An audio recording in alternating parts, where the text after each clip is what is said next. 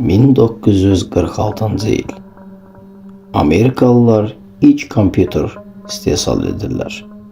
Hələ ki az bir insan inanırdı buna. Amma artıq kibernetika dövrü başlamışdı.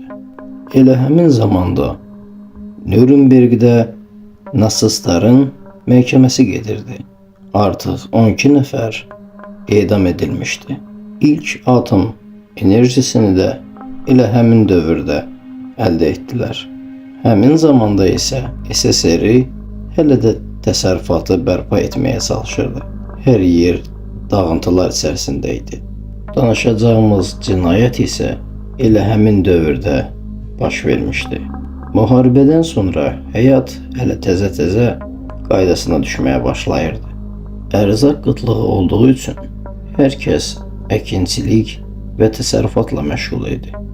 Əkinçilər bazarlarda ya məhsullarını satardılar, ya da başqa ərzaqlarla dəyişərdilər. Bazarlar həmin zamanda çox izdihamlı olardı. İnsanlar firavan gələcəyin ümidində idilər. Amma bu Leningrad şəhərinin sakinləri üçün deyildi. Çünki onları irəlidə silsilə qətllər və qorxu dolu günlər gözləyirdi. O baltasını çıxartdı, üzərindəki qan ləkəsini silib itiləməyə başladı. Onun silahı kifayət qədər iti olmalı idi.